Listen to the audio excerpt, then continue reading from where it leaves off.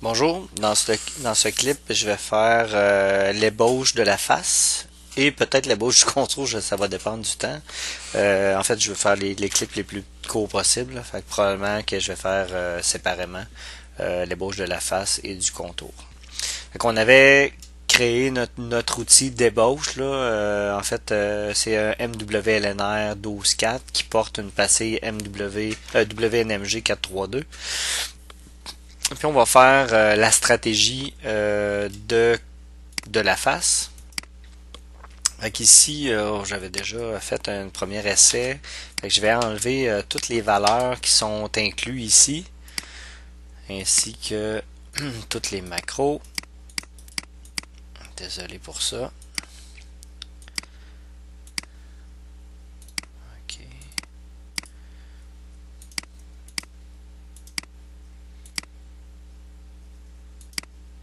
Ok. Bon. Ok. Donc ici, quand on fait la programmation, on n'utilise pas la pièce, le modèle 3D. On va plutôt utiliser ce qu'on a utilisé, ben en fait ce qu'on a créé, l'intersection. On pourrait utiliser aussi ce qui a été utilisé pour faire la révolution au niveau de la création du modèle. Ce que je vais faire, je vais cacher mon brut, je vais cacher la pièce, puis je vais plutôt programmer à l'aide des géométries qui sont là. Fait que le brut, fait que c'est la partie avant, la partie au-dessus. C'est ce qui délimite en fait le brut. Ça pourrait être une ligne qui arrête au centre, là, ça fonctionnerait aussi. Ensuite, la pièce. Fait que dans ce cas-ci, je fais uniquement la face. Fait que j'ai pas besoin de sélectionner toutes les géométries de mon contour, bien entendu.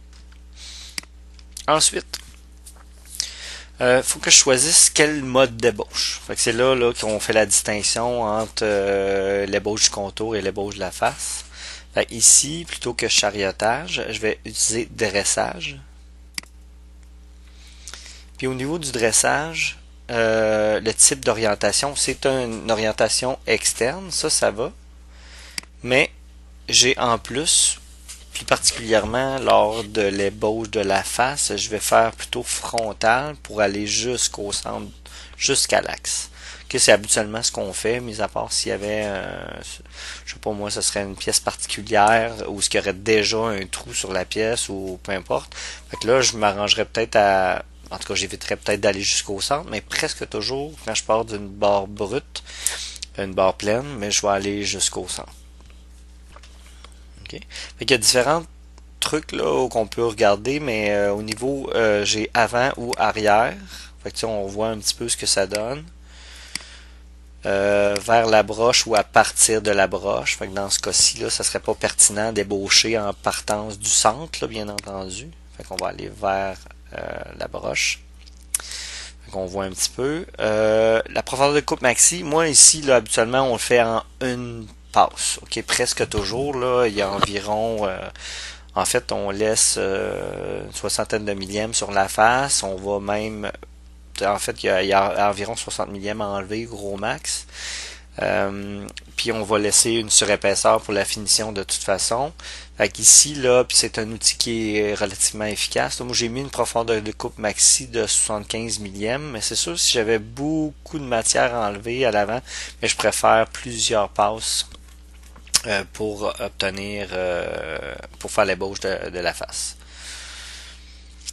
Pour compléter ici, compensation d'outils, on a parlé au niveau de la création de l'outil, on va utiliser P3 pour que ça donne le même genre de code. C'est un peu comme si on programmait pièces. Puis la façon que nos outils sont mesurés aussi avec le mesureur d'outils, c'est beaucoup plus simple de travailler de cette façon-là. Okay. Dans Options, là, encore une fois, là, j'avais déjà fait l'exercice au préalable, donc il y a des trucs qui sont restés parce que j'ai juste simplement effacé les stratégies pour les recommencer.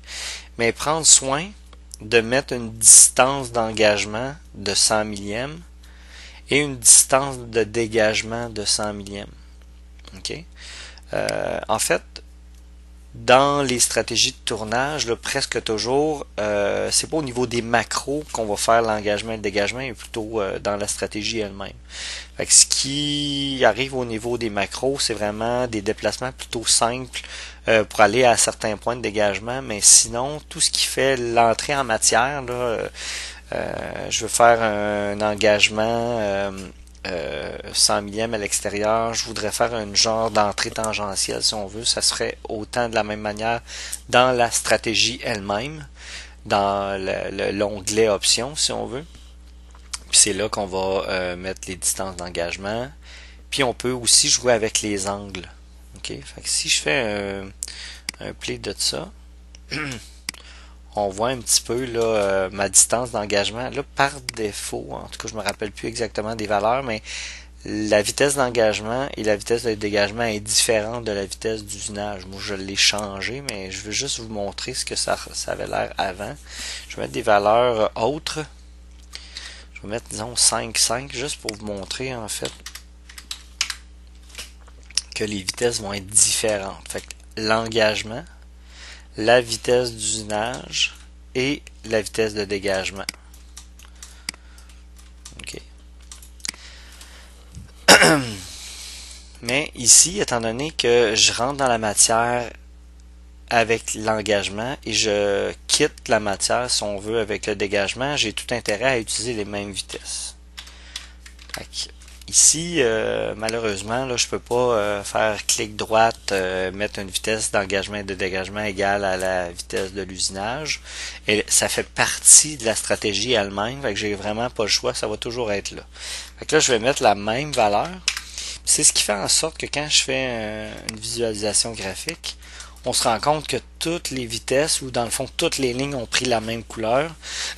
Puis curieusement, plutôt que de prendre la vitesse d'usinage comme couleur, ben c'est la vitesse du dégagement qui a été choisie. Mais c'est pas très grave, là, une fois qu'on sait.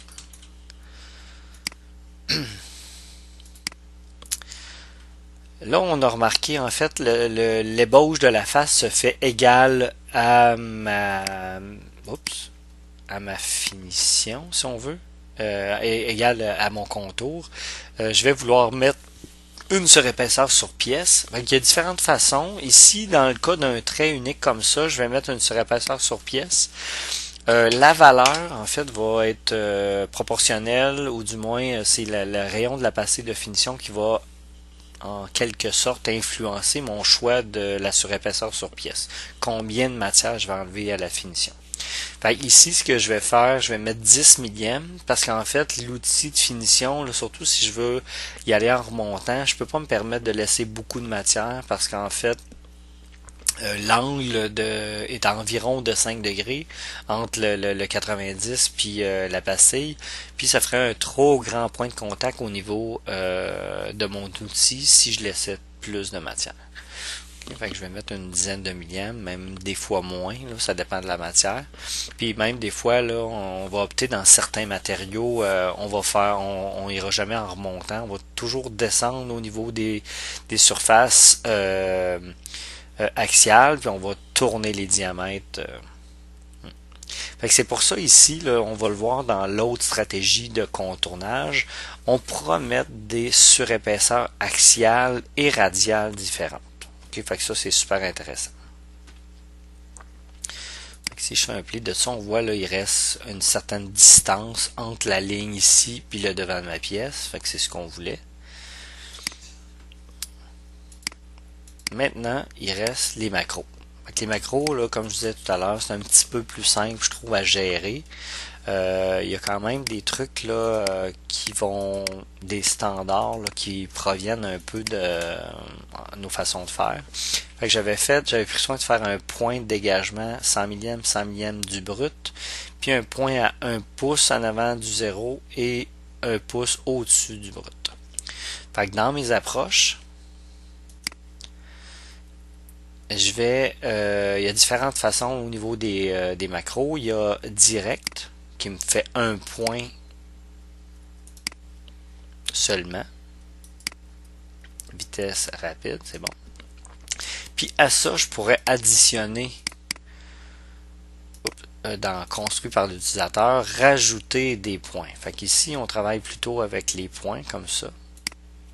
Fait que je vais rajouter un point, 1 pouce. Fait que vous voyez, vitesse rapide, ça marche. Fait que 1 pouce, 100 millièmes, puis ensuite on va venir se positionner en fait entre cette ligne-là, puis il va se faire un déplacement rapide jusqu'à mon point d'entrée ou le point d'engagement, puis ensuite il y a l'engagement. Au niveau du retrait, ce qui est intéressant, c'est souvent d'utiliser axial radial ou radial axial. Ici, je vais faire un retrait axial avant de remonter à mon point ici, parce que là, je vais faire une autre stratégie. Je viens sélectionner le point qui est là. Je vais sélectionner la vitesse rapide, parfait. Vous voyez, ça fait très carré, ça fait clean. Ici, j'avais un angle de 45 degrés que je déteste pas du tout, là, c'est intéressant, mais par contre, je suis pas à la hauteur de mon 100 millième en avant. Ici, vous voyez, là, ça fait, je me ramène au niveau du point et je monte. Ok, fait que ça fait propre.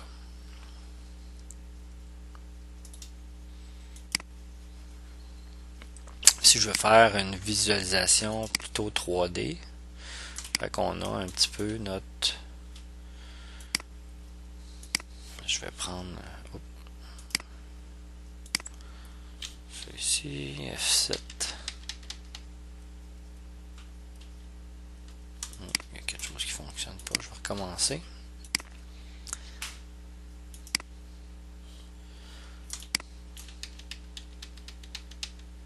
On a l'outil qui s'en vient. Tac, on vient se positionner. On enlève la matière. Fait qu'on voit les couleurs. On voit pas très bien, mais les couleurs qui se... Et voilà.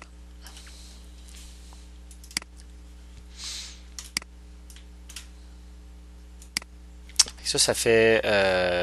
c'est notre ébauche de la face. Puis dans un autre clip, je vais faire l'ébauche du contour.